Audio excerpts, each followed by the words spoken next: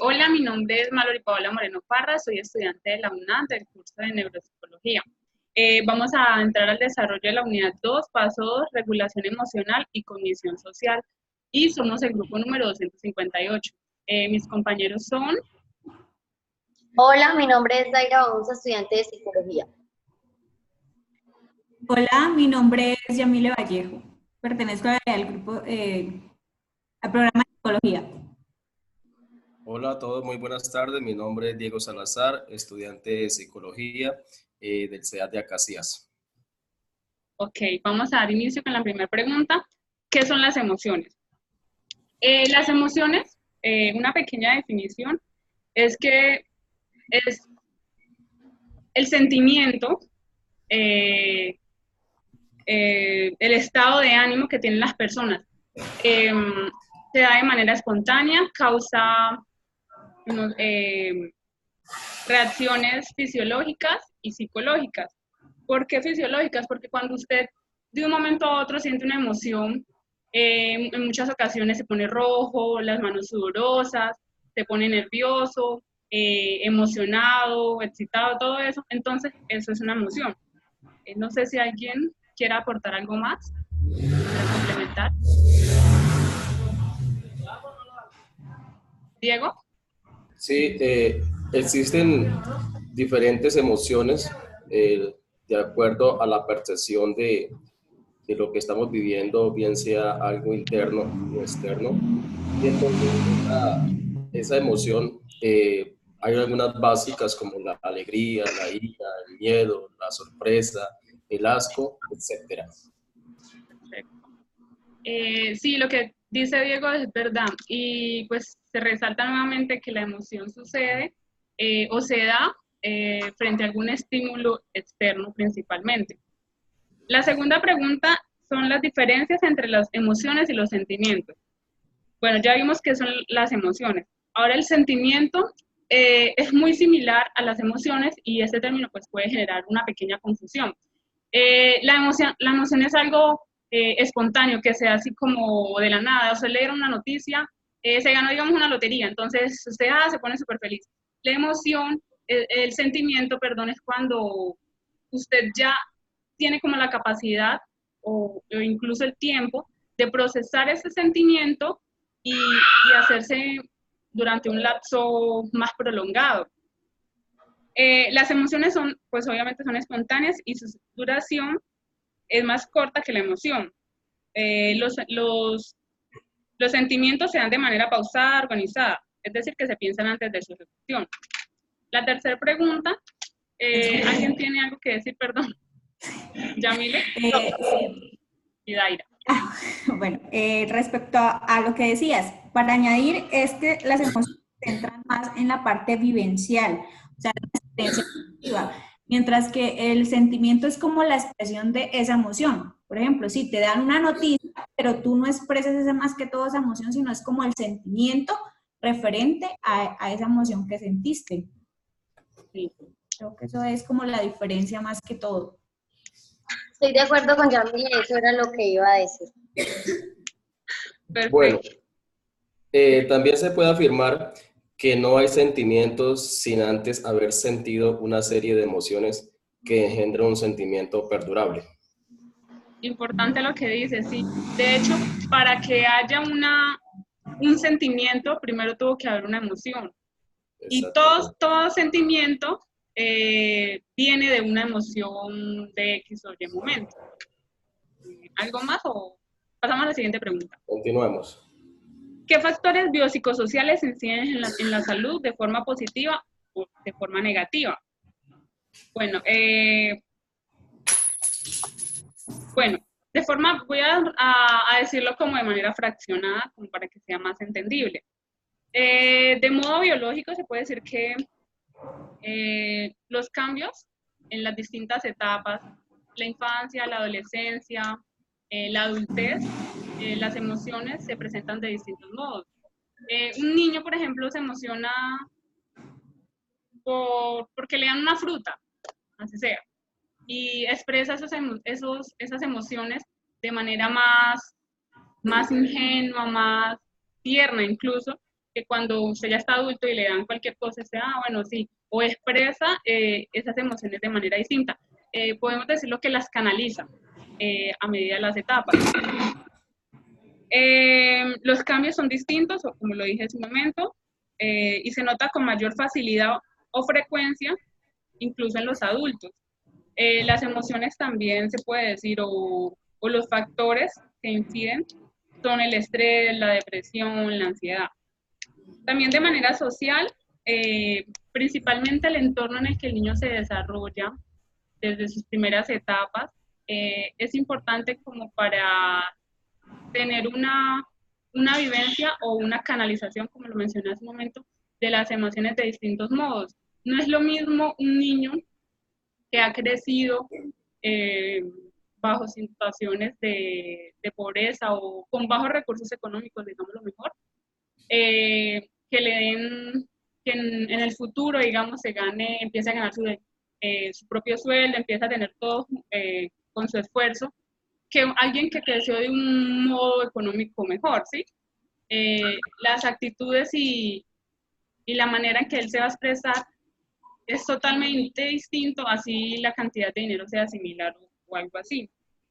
También debemos decir que cada persona va a tener las actitudes de enfrentar sus retos o de enfrentar las circunstancias de manera positiva o negativa con las bases que se tuvo desde un principio. No todas las personas tienen una vida saludable o unas bases fisiológicas saludables en cuanto a eso. Pues además, por último, quería resaltar que la etapa de la adultez, como causa una pérdida progresiva de la cognición, y eso va ligado pues a su sistema emocional, este se ve más frágil, pues a causa de sus distintas pérdidas, entonces las personas suelen ser más sensibles, más susceptibles. ¿Quién quiere aportar? Yamile. Ok, respecto a eso, pues quería añadir pues que mis aportes, encontré que pues existen 3 factores más o menos que influyen psicosocialmente, biopsicosocialmente, biológicos, psicológicos y sociales. ¿Qué factores, o sea, influyen en esta manera en la salud? Por ejemplo, biológicos, una enfermedad que sea degenerativa o que traiga problemas a largo plazo, pues va a hacer que tú empieces a sentir como ansiedad, depresión, entonces eso va a influir de una manera negativa en ti. Por ejemplo, una forma familiar que te aporte, que te ayude en esa enfermedad, te va a ayudar a salir de una forma positiva. Entonces, como que te va a ayudar a mejorar. Creo que serían los factores más que todo que influyen de nuestro entorno hacia nosotros, los que afectan directamente a nuestra salud. Incluso, pues, aportando algo más a lo que usted dice, algo tan común como lo es la menopausia, y a veces uno es tan indiferente a eso, la menopausia en las mujeres causa efectos como tan profundos que a veces uno como hijo ve que los padres, a la mamá sobre todo, empiezan a actuar diferente y uno no comprende o uno capta por qué está pasando, pero es por eso, por su mismo sistema que le está reflejando eso.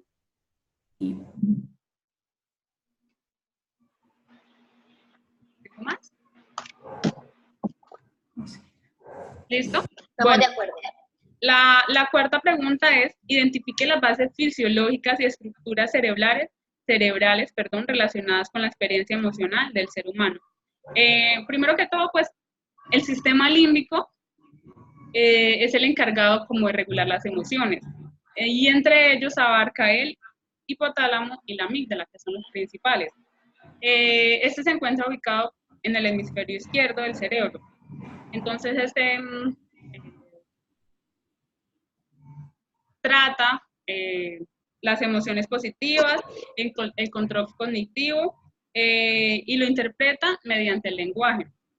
Bueno, el sistema límbico, como lo dije, es el sistema emocional. Por eso Jeremy Bentham dice que el sistema límbico determina qué merece ser aprendido en función de las emociones y dolorosas que se derivan de la existencia. Ahí es donde yo digo, el sistema límbico como que trata de tomar ciertas precauciones o canalizar las emociones para ver qué tanto se permite que uno pueda dejarse afectar de ellas. La amígdala se encuentra una en cada hemisferio, al lado del hipocampo, y da respuesta ante el miedo. ¿De qué nos sirve principalmente? Cuando usted tiene miedo, es un sistema, es un sistema como de defensa. Yo siento miedo a las alturas.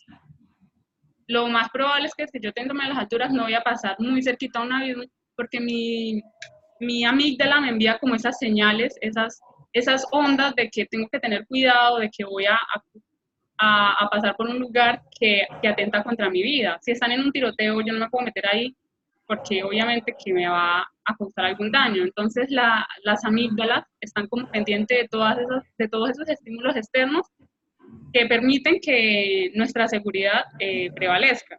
El hipocampo también es la memoria de las experiencias. Son lo que llamamos las informaciones abstractas y es la que permite la recuperación de los recuerdos. Y ahí lo que decía ahorita Diego, esas emociones que pasan a ser sentimientos, entonces ahí es donde el hipocampo entra como en juego, permitiendo que las mantengamos presentes pues casi que a lo largo de nuestra vida. Bueno, ¿alguien más quiere aportar algo? No. Taira. Según lo que yo leí en las guías, también decía que una de las estructuras era el hipotálamo y la amígdala, debido a que estas se encargan del proceso del recuerdo y del aprendizaje dentro del cerebro. Además de eso, el hemisferio derecho y el izquierdo están encargadas de las emociones positivas. Lo que decía Jeremy Bentham, creo que es que se llama, este se encarga de las emociones placenteras y dolorosas, ¿sí? Que se viven en las situaciones vividas de cada uno de los seres humanos. Sí. ¿Ya? ¿Yamile? Sí. Bueno, sí, es cierto. Yo también encontré acerca de la amígdala y el hipocampo. Es muy cierto lo que decía la compañera Mallory. La amígdala es como la encargada de responder a las experiencias anteriores, gracias al hipocampo, porque el hipocampo es quien tiene ese recuerdo, esa memorización de esas experiencias, y la amígdala reacciona mediante esas experiencias que tuvimos, ya sean traumáticas o algo, pero es como la activación de las dos hace que reaccionemos a ese evento, que pudo que ya lo hayamos tenido anteriormente y reaccionemos de una forma diferente o similar por nuestros recuerdos. Incluso sin necesidad de uno vivir esa experiencia o tener ese hecho, bien sea traumático o contrario, por la observación, mediante la observación también el hemisferio tiene la capacidad de tener los recuerdos de eso y pues evitar futuros incidentes. ¿Listo? Bueno, la siguiente pregunta le corresponde a Daira. Sí, bueno, entonces la siguiente pregunta es, ¿qué es la inteligencia emocional y cuáles son sus dimensiones y explicarlas? Entonces, lo que yo investigué es que la inteligencia emocional se define como la capacidad de reconocer los sentimientos propios y de los demás. Es la forma de manejar las emociones adecuadamente, de manera que se logra mejorar las relaciones con los demás. Es decir, lo que permite indicar que las personas que tengan capacidad de conocer las fortalezas y las debilidades serán capaces de relacionarse mejor con las demás personas. La inteligencia emocional tiene dimensiones, ¿sí? Las cuales son el autoconocimiento emocional, la autorregulación, la empatía, las habilidades sociales. Entonces, para mí la inteligencia emocional es como un aprendizaje continuo que llevamos cada uno para tener una mejor relación con las demás personas a la hora de tener una vida social. ¿Alguien tiene para opinar algo? Sí, yo. Exactamente. Cuando usted tiene una inteligencia emocional, tiene la capacidad de tener un control emocional. Y recordemos que ese control emocional es lo que nos permite incluso convivir o estar en un entorno más adecuado, más propicio para nosotros.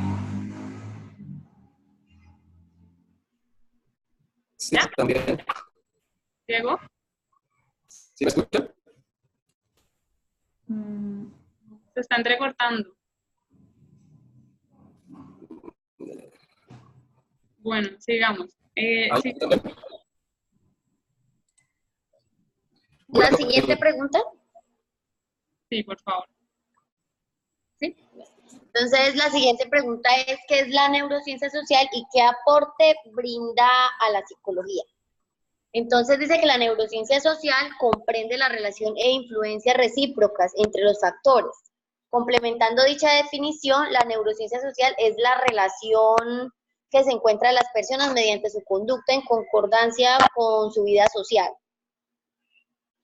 La relación que tiene con esto es que mediante la neurociencia social le aporta a la psicología la explicación del comportamiento de cada uno de nosotros, sobre las emociones cotidianas, las patologías de manera biológica y la relación interpersonal que manejamos con otras personas a la hora de no solo relacionarnos, sino también de forma en cómo ellos nos ven a nosotros. Sí. Listo. ¿Alguien va a aportar? Pues no, es como una conclusión de lo que mi compañera decía. O sea, la neurociencia social puede definirse en un sentido amplio como la exploración de las bases neurológicas de los procesos tradicionalmente estudiados por la psicología social. Es como todo su proceso social que ella trata de estudiar. Sí, pues Sí. en un resumen, muy resumen de los resúmenes que hemos hecho, es el estudio biológico y de la conducta social, en pocas palabras es eso. Sí. ¿Continúo? Sí, por favor. ¿Qué es la percepción social? Identifique las estructuras cerebrales que se relacionan con este proceso. Entonces, es decir, que es el dominio sobre la percepción mediante procesos de atención, reconocimiento y estímulos.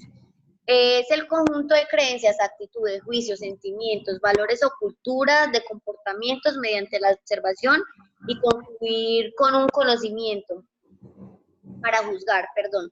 Es el proceso perceptivo que está mediado por un sistema neuronal distribuido que incluye numerosas regiones cerebrales, como la corteza, visual, extremidades y otras áreas relacionadas con funciones de comprensión del comportamiento. También se puede decir que las estructuras cerebrales se relacionan con el proceso del sustrato neuroanatómico. Es el encelo de la parte del sistema nervioso dentro del cráneo, perdón. Es la definición, es el responsable prácticamente de la percepción y de la comunicación de los procesos, donde se tiene dentro y fuera del organismo. ¿Alguien tiene algún aporte? Estamos hablando acerca de la cognición social, ¿sí? Sí. Ah, ok. Mi aporte sería que respecto a la comprensión del comportamiento, pues la cognición social ayuda a que podamos interpretar las emociones, los pensamientos y la conducta social de otras personas, permitiéndonos así colocarnos en su lugar, como el conocimiento de esas emociones acerca de los demás, para poder saber y colocarnos en su puesto si llegase a suceder. Perdón, también dice que la percepción social es un proceso que maneja las conductas frente a otros individuos de nuestra misma especie. Entonces, lo que decía nuestra compañera Yamile es como ponernos en los zapatos del otro, comprendiendo la situación que se está viviendo en ese momento. Sí, sí, es como nos percibimos unos a los otros. Pues la cognición social como tal es la percepción que yo tengo de las otras personas. Continúo con la última pregunta de mis preguntas elegidas. Entonces dice, ¿qué es la inferencia social y qué aspectos del comportamiento social pueden ser explicados dentro de estos conceptos? Entonces, se dice que la inferencia social se ocupa del estudio de un Percepción conjunto. social. No, es la percepción social. Inferencia social es mía. Ay, perdón, entonces estoy equivocada. Bueno, Sí, pero perdón, que es la percepción social, perdón. Y dice que las estructuras cerebrales que se desarrollan con ese proceso. Qué pena, es Ok. que había leído la otra. Sí. Pero dice que, yo sí decía, pero esto no lo había leído. Decía que es el establecimiento de las relaciones entre los humanos, es decir, un dominio social sobre la percepción mediante procesos de atención, reconocimiento, estímulos. Es como un conjunto de creencias y actitudes, juicios o sentimientos. Se puede decir que el proceso perceptivo está mediado por un sistema neuronal que es básicamente como la relación de las personas que están a nuestro alrededor y cómo actuamos frente a ellas. sí. Algo también pues que tengo para aportar es que la percepción social se puede decir que son las distintas impresiones, puntos de vista que yo tengo de las personas o de la sociedad también. Sí, es como, como percibimos a los demás y de qué manera interpretamos ese comportamiento que estamos percibiendo acerca de ellos. Es como, Exactamente. Sí, incluso algo que nosotros los humanos, nosotros los seres humanos, tendemos mucho a actuar sobre la percepción social, incluso nuestro sistema, nuestro estado emocional y nuestras relaciones sociales se viven en torno a la percepción. No sé si lamentablemente o de manera positiva. Cuando vamos caminando por la calle, nosotros que pasamos por algún lugar que aparentemente se ve que es como peligroso o algo así, sin nosotros incluso haber ido antes o pasar por ahí, pues nosotros ya deducimos que por ahí eh, roban, por ahí matan incluso, o ponen en riesgo nuestra seguridad. Cuando vemos una persona en la calle, nosotros, eso tiene como pinta de qué sé yo. Sí, estoy de acuerdo con lo que dice Mallory. Un ejemplo de eso es, las personas tenemos ahora, pues la sociedad tiene esa percepción de que las personas con tatuajes son delincuentes o las mujeres con tatuajes no son unas mujeres de vida sana.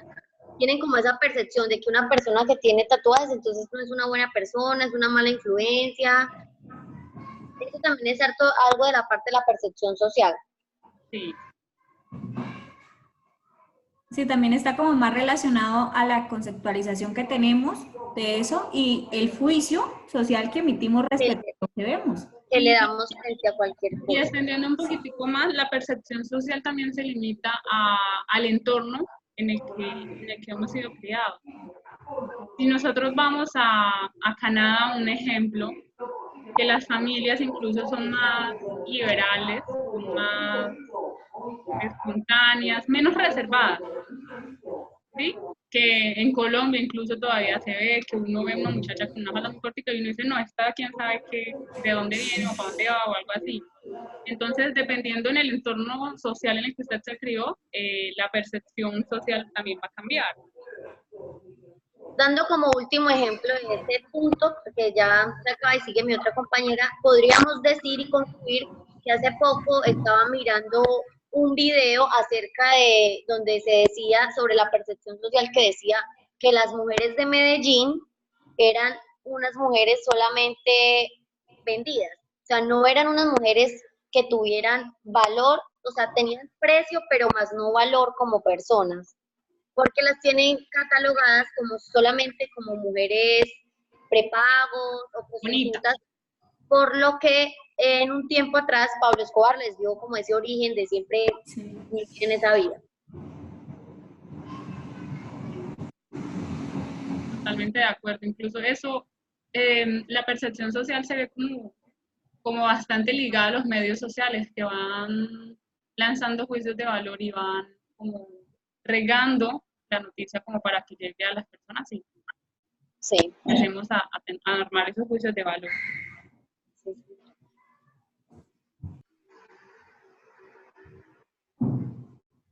Bueno, Continuando con las preguntas, me corresponden las siguientes. La siguiente pregunta es, ¿qué es la inferencia social y qué aspectos del comportamiento social pueden ser explicados desde estos conceptos? La inferencia social se refiere a cómo los sujetos perciben, retienen y utilizan la información social. Es como sacamos conclusiones de algo sin tener una información completa. Un ejemplo de esto puede ser dos amigos hablando. Entonces, uno le dice al otro, oye, ¿qué crees? Y entonces, responde, ¿qué pasó? Entonces, el primero le dice, no, que Matías se cayó y ni metió las manos. Entonces, de ahí podemos sacar una conclusión y es que Matías se lastimó.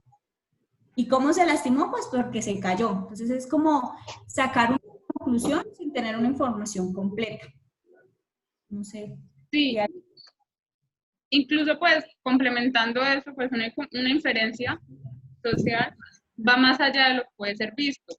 Por ejemplo, un ejemplo sencillo, este esfero, bueno, pongamos este esfero es negro, ¿sí? Bueno, digamos que es negro, o este esfero escribe color negro. Entonces, yo lo tomo y me doy cuenta, bueno, este sí es un esfero de verdad, vamos a escribir. Me doy cuenta que, bueno, sí, empezó a escribir negro. Entonces, yo no me quedé simplemente como con esa estima de decir, ah, es un esfero negro, y ya, sino paso a empaparme de él, a tocarlo, a manipularlo, a usarlo para decir que sí es un esfero de color negro.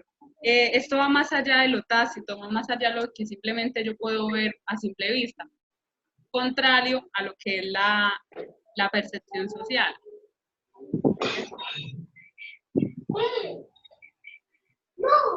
¿Quién iba a comentar? Bueno, una de las características de la inferencia social es el querer saber más de los demás. Quién es, cómo es, con quién viven, qué comentan.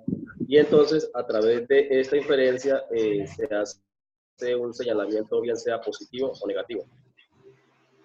Sí, es como la activación de las personas cuando reflexionamos sobre algo por medio de pensamientos que se crean hacia otros.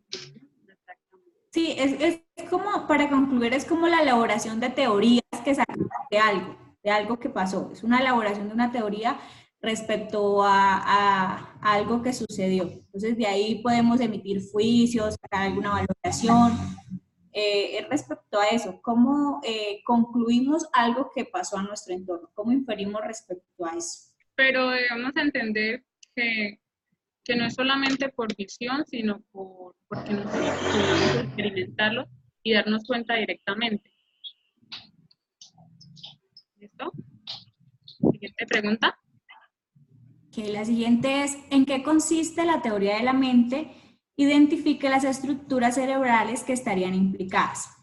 Bueno, entonces, la teoría de la mente estudia los procesos de razonamiento sobre los estados mentales de los otros. Como explicar y predecir el comportamiento de los demás.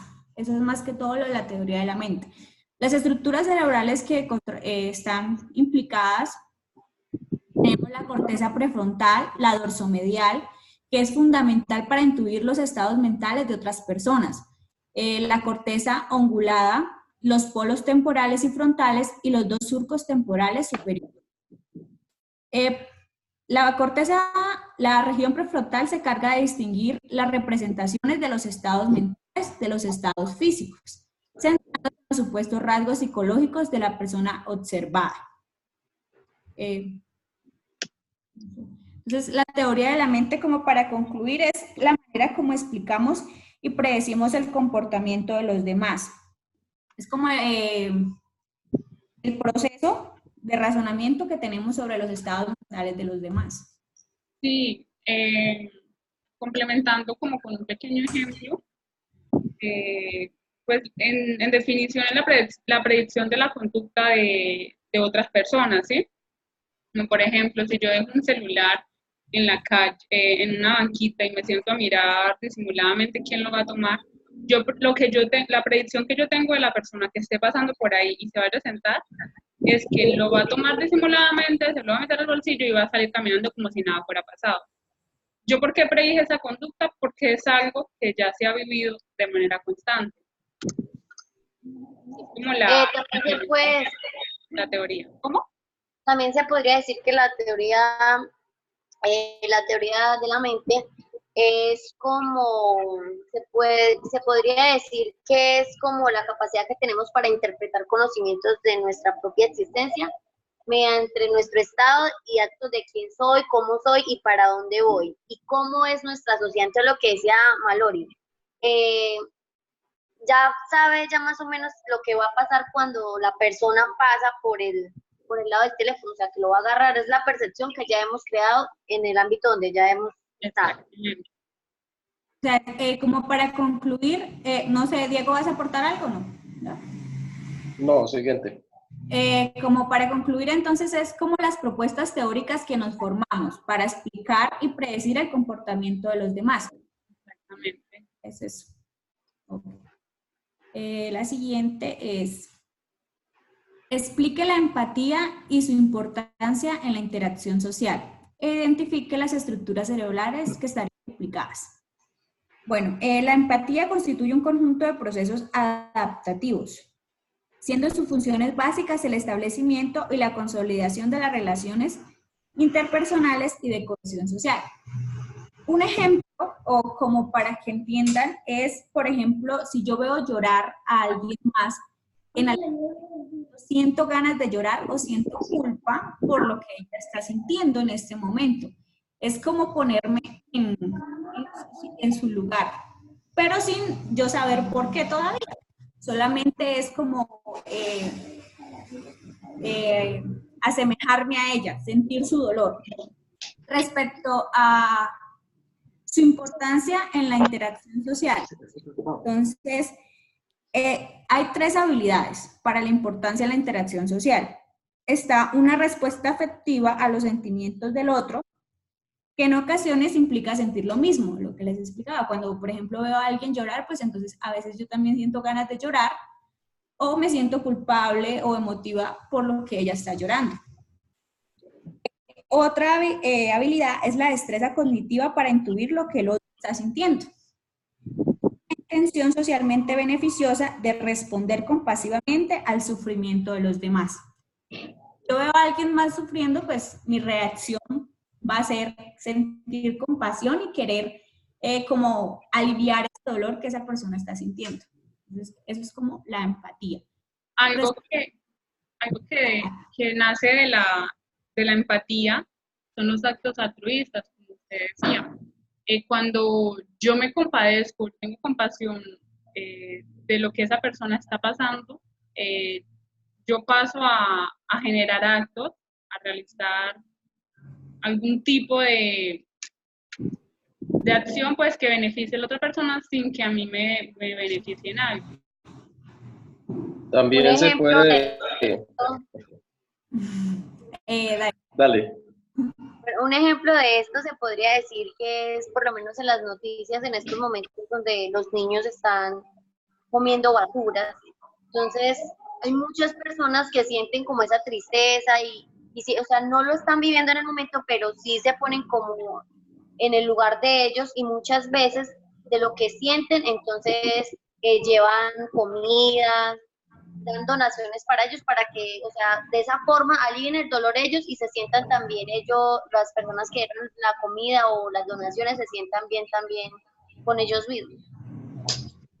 También se puede decir que la empatía es la capacidad de aceptar a las demás personas y ser aceptado a sí mismo sin el temor a ser juzgado. Entonces, esto se convierte pues, en algo muy importante para nosotros vivir en paz, para comprender a los demás y para no tener ese temor de lo que los demás pueden decir de nosotros. Entonces, esa es como la importancia en cuanto a la interacción social de la empatía. Sí, como conclusión es ponerme en el lugar del otro. Y cuando yo me pongo en el lugar del otro, pues mi reacción es compadecerme, como decía la compañera Daira, al ver nosotros, por ejemplo, que los niños están comiendo basura, nuestra reacción es de compasividad, o sea, de sentir eso que probablemente no queremos sentir nosotros nunca, de sentir la necesidad de tener hambre y del tener que comer de la basura o cosas así. En el lugar del otro, más que todo eso, la empatía, sentir el sufrimiento de la otra persona o el... ¿Alguien más quiere aportar? También dice que identifique las estructuras cerebrales. No sé si ya se dijeron. Yo aquí tengo unas... Si quieres, coméntalas y cualquier cosa yo te retroalimento si falta. Sí, aquí analizando, se dice que se considera la corteza prefrontal y ventromedieval como las estructuras cerebrales de la empatía.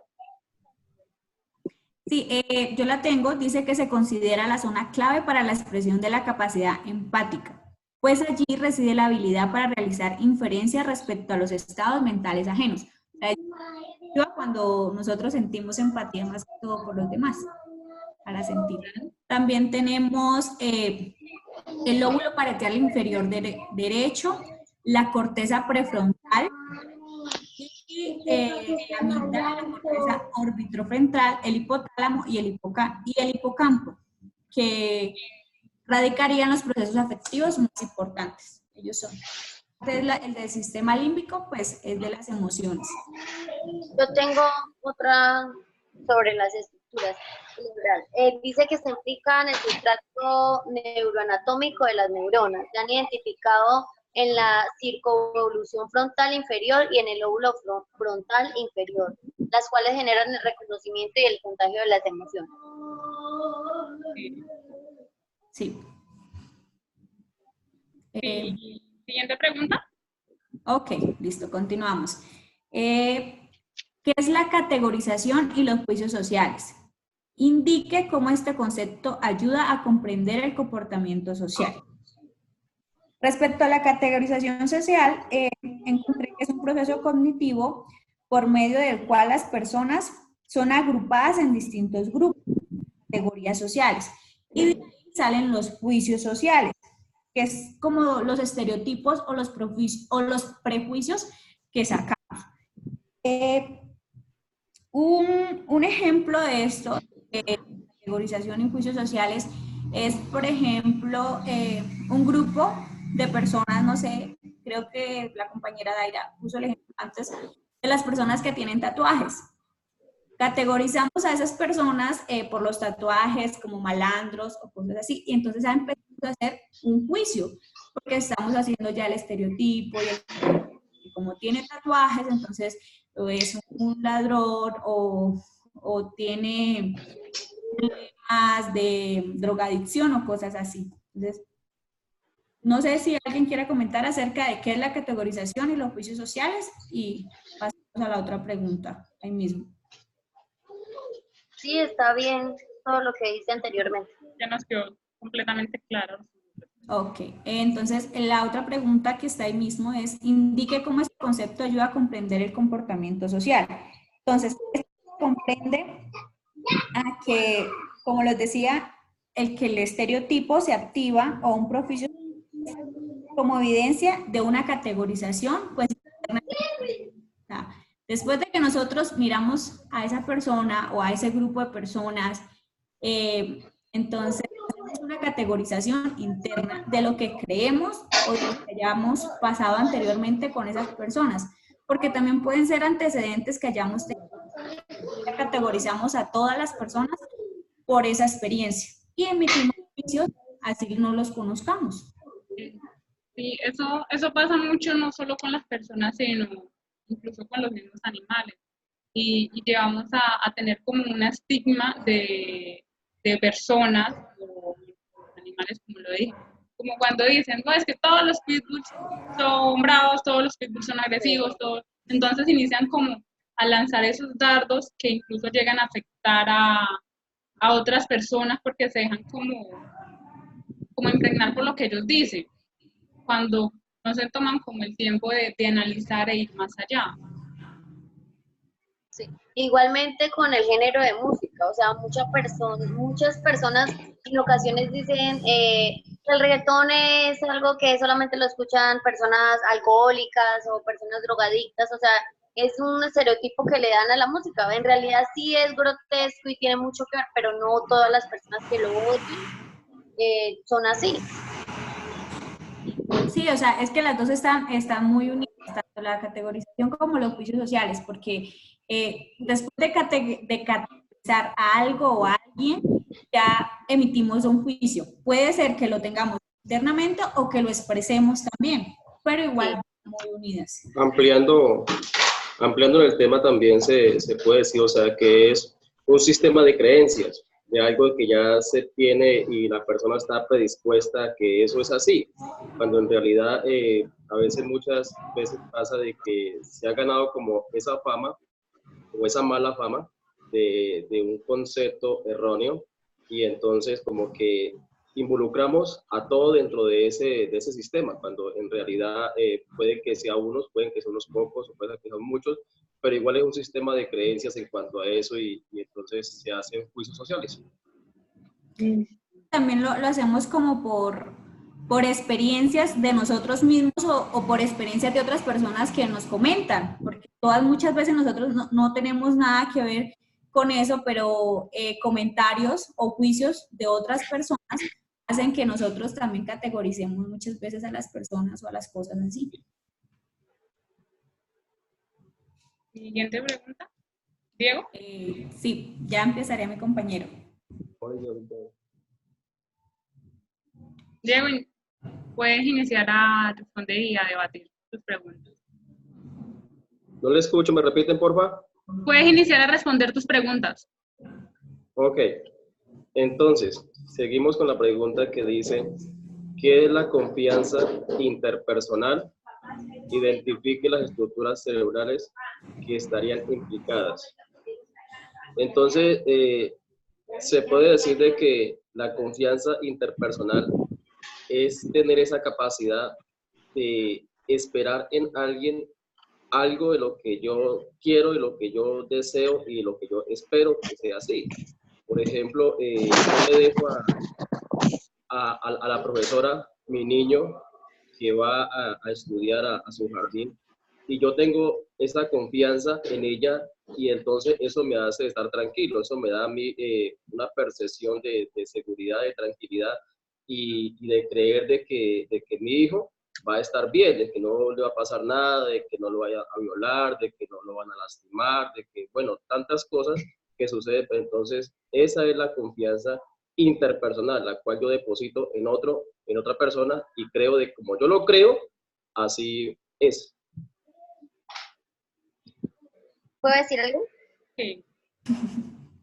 Yo creo que o sea, estoy de acuerdo con lo que dice mi compañero Diego, pero también considero que la confianza interpersonal es el componente central de una sociedad y principal clave para el desarrollo cultural en la que podemos ayudar a dar solución a los problemas colectivos, con el fin de obtener mayor desarrollo en el área de la vida social. Estoy de acuerdo con lo que Diego decía de pronto dejar ir su hijo con una persona porque está depositando su confianza en ella, para que se haga cargo de él mientras no puede él estar ahí presente. Entonces, esa es como la confianza que él está dando a esa persona. Por eso se dice que es con el fin de obtener mayor desarrollo en el área de la vida social.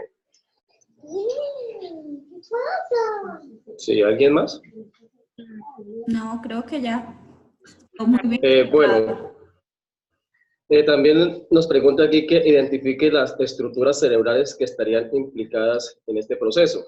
Entonces, yo estudiando encontré de que la amígdala es la mayor implicada en la estructura cerebral de la confianza interpersonal. Siguiente. Yo te encontré otra también. Sí, dígala. Otra relacionada, la corteza prefrontal ventromedial, que se relaciona con la expresión de confianza, y el polo temporal, que está relacionada con la superación del miedo a la traición de la confianza. Ok, bien. La siguiente pregunta es, ¿a qué llamamos percepción de justicia? ¿Y cómo afectan la interacción social? Entonces, ¿a qué llamamos percepción de justicia? Es como a la imagen que nos creamos de algo que sucede. si lo llevamos dentro de un entorno social, entonces pueden haber muchas, por ejemplo, como en lo económico, en lo laboral, en lo tecnológico, en lo territorial, pueden haber diferentes percepciones y sucesos de los cuales nos llevamos nosotros una percepción de justicia y de acuerdo a esa percepción juzgamos. Y entonces, y esa percepción la creamos de acuerdo a la información que recibimos, bien sea visualmente o bien sea de manera auditiva, bien sea por un medio de comunicación, por un amigo, o bien sea que nosotros seamos testigos oculares de lo que realmente está sucediendo. Entonces, de acuerdo a eso, hacemos una percepción y esa percepción es la que nos hace a nosotros juzgar lo que está pasando. Entonces, ¿cómo afectan las interacciones sociales? Entonces, esto afecta bien sea positiva o negativamente, de acuerdo de quién recibimos esa información, en qué momento la recibimos, por qué medio la recibimos, y de acuerdo a eso, entonces, puede afectar positiva o puede afectar negativamente. Por ejemplo, las redes sociales son unos medios que se prestan mucho para distorsionar, para dañar la imagen de las personas, para enredar mucho más las cosas, para confundir y para crear una percepción de justicia en lo cual estamos haciendo una percepción de algo que realmente no es así. Entonces, de acuerdo a esa información que recibimos, hacemos una percepción y de esa misma nosotros juzgamos. Y como les decía antes, eso se puede presentar en lo económico, laboral, en lo sentimental. Entonces, no todos percibimos de la misma manera. También esto influye mucho a qué persona es, si es a un compañero de trabajo, si es a un compañero de estudio, si es a un padre, a un familiar. Entonces, de acuerdo a la cercanía de esa persona, entonces vamos a tener una percepción distinta.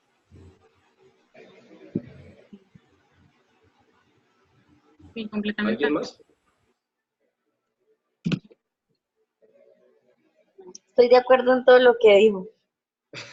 Sí, o sea, sí es como la manera que percibimos si son justas o no justas lo que sucede a nuestro alrededor y puede causar disgustos o malestares o justicia para nosotros cuando sucede. Es más que todo cómo percibimos el modo de justicia de lo que sucede alrededor de nosotros. Y pues como a modo de resaltar, pues, una de las partes que infiere específicamente, principalmente es perdón, se me perdió aquí, la oxitocina. Y este principalmente sucede en los hombres. Y ahí es donde vemos que a veces las mujeres somos como más susceptibles, más propensas a ser no débiles, sino como más sensibles a ciertos tipos de situaciones que a diferencia de los hombres no son. Claro que no todos, pero principalmente, hablando como muy general. Listo. Entonces, la siguiente pregunta es, ¿qué es la cooperación y las conductas de ayuda? Entonces, la cooperación es la unión de dos o más personas que aplican conductas de ayuda con un solo objetivo en particular. Entonces, se puede dar en diferentes ámbitos. Un ejemplo podría ser la relación de pareja, donde los dos estamos trabajando por un solo objetivo. Entonces, entre los dos cooperamos, bueno, obviamente esto siempre ha existido, siempre existe, y es lo que diariamente vivimos, aunque muchas veces no lo percibimos de esa manera, pero diariamente hacemos una cooperación y diariamente aplicamos conductas de ayuda por un bien que nos ayude a todos. Por ejemplo, si vamos lo de muchas parejas, se dice, bueno, te cuida a los hijos, te cuida a los niños, yo voy y trabajo. Ahí están cooperando por una meta, por un objetivo, quiere sacar a esos niños adelante, a estudiar. O otros dicen, no, vamos a trabajar los dos, pero los dos no tenemos una carrera profesional, entonces usted va a estudiar y luego que usted termine su carrera, entonces yo sí continúo la mía. Y así conozco varios casos de personas cercanas de que han hecho y ya en este momento uno de los dos ha terminado la carrera y el otro entonces está ayudando, está cooperando, se están ayudando mutuamente y entonces de acuerdo a eso, a ese objetivo, de acuerdo a esa meta de que se tiene, se aplica esa cooperación y entonces aplicamos esas conductas que yo te ayudo, tú me ayudas y los dos nos cooperamos mutuamente para conseguir lo que realmente queremos. Esa podría ser mi aporte en cuanto a esta pregunta. No sé si alguna compañera tenga algo que aportar. Sí. Lo que quieres decir es que, o sea, en el caso que dice la pareja tiene como finalidad aumentar la cohesión grupal y las relaciones interpersonales, o sea, lo que están buscando son beneficios para los dos. Sí, esto se ve mucho, con el ejemplo como más cercano, nosotros cuatro. Somos 4 estudiantes de un curso que estamos buscando un fin que nos da un bien común, que es pasar este curso con excelentes notas. Para ello, hemos creado relaciones intergrupales, nos hemos socializado y a partir de esto nos hemos generado incluso ayudas entre nosotros para poder sacar el bien común que es la materia. De acuerdo. Sí, o sea, en sí las conductas de ayuda es buscar el beneficio del otro. Y cuando dos o más personas inician con esa conducta de ayuda, pues se forma una cooperación para llegar a esa meta o ese fin que queremos. Ok. Entonces, la siguiente pregunta es, relaciones intergrupales, estereotipos y prejuicios. Indique cómo influyen en los comportamientos sociales e identifique las estructuras cerebrales que estarían implicadas en este proceso. Entonces, las relaciones intergrupales juegan un papel determinante en el buen desarrollo en sociedad, ya que todos venimos de diferente familia, estamos viviendo en diferentes ciudades, diferentes culturas, y entonces somos un grupo social, pero en ese grupo social estamos inmersos con otras personas, inclusive se da mucho ahora con lo sucedido en Venezuela, que inclusive hay personas que de otro país, con otras costumbres, con otras palabras completamente diferentes a de nosotros, y entonces se realizan esas relaciones o se deben de dar esas relaciones intergrupales y que si no se manejan adecuadamente las relaciones intergrupales va a ser complicado el vivir en paz, el vivir en sociedad. Entonces, para que una sociedad tenga un buen desarrollo, se necesita buenas relaciones intergrupales, independientemente de quién es, de cómo es, de qué estrato, de qué familia, es muy importante esto en el buen desarrollo de las relaciones intergrupales. Aquí también dice, identifique las estructuras cerebrales que estarían implicadas. Las estructuras cerebrales que están implicadas, la amígdala, la corteza temporal, la corteza prefrontal lateral izquierda, corteza prefrontal lateral dorsal. No sé si alguna compañera tiene algo para aportar. Sí, también decía Elizabeth Fels sobre la actividad diferencial de la amígdala, que también es parte de esta. Es una estructura cerebral subcortical implicada con el aprendizaje emocional, en la memoria y en las valoraciones. Es la relación con las evaluaciones sociales y racionales no conscientes en el cual actúa la corteza temporal. ¿Alguien más? No. No, es como que las relaciones intergrupales, lo que comentábamos acerca de los estereotipos y los prejuicios, pueden afectar la convivencia grupal porque vamos a estar como siempre prevenidos ante las actitudes, o sea, discriminando a los demás cuando se forman eso. Listo, compañera. Entonces, esto ha sido en cuanto a mi aporte. Queda una última pregunta que me gustaría que cada uno tomara como un pedacito. La de los 3 tipos de emocional y cognición. ¿Cómo es que? ¿Cuál dice? Escriba por lo menos 3 aspectos emocionales. Y de la cognición social que se relacionen con los artículos. No sé si cada uno quiera decir uno como para dar finalidad. ¿Cuál pregunta dice? Identifique y describa por lo menos 3 aspectos emocionales y de la condición social que se relacionen con los artículos. Voy a empezar diciendo el mío. La interacción espontánea del entorno podría ser un aspecto emocional. El temor de tener contacto con las personas desconocidas. La inseguridad en sí misma, los rechazos en sus seres humanos. No sé si alguien quiera decir otra.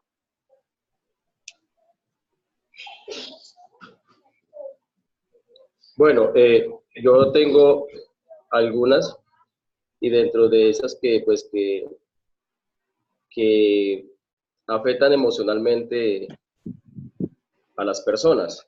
Por ejemplo, yo dentro de los artículos que estudiamos encontraba de que en los hombres tener antecedentes familiares de enfermedad cardiovascular presenta un mayor riesgo de enfermedad y esto les genera una vulnerabilidad. Entonces, estos aspectos de tener una incidencia de que yo voy a tener eso porque es que mi papá, porque es que mi mamá va a padecer eso, entonces identifican ese problema como algo que afecta emocionalmente a la persona. Sí, lo mismo sucede en el caso de las mujeres con el cáncer, ya que son del sexo con mayor frecuencia de cáncer, no solamente en el seno, sino también en muchas partes del cuerpo. Siempre estamos como alerta a en cualquier lugar se nos pueda presentar. Y a cualquier cambio físico, como sea. Sí, es que las enfermedades pueden causar deterioro en la salud mental de quien las padecen. Por ejemplo, cualquiera de las enfermedades que se mencionen, así no sea grave o sea grave, va a empezar a causar en la persona que la padece cierta ansiedad o cierta depresión por tenerla. Sí. Listo, yo creo que eso es todo por hoy. Muchas gracias por su participación, por estar atentos y responder esas preguntas. Bueno, muchas gracias a todos. Que estén muy bien. Igualmente, compañeras, muchas gracias a ustedes por compartir, por este debate de verdad muy constructivo. Y bueno, para una próxima ocasión será nuevamente el volver a compartir. Que Dios las bendiga, que estén muy bien. Bueno, hasta luego. Gracias.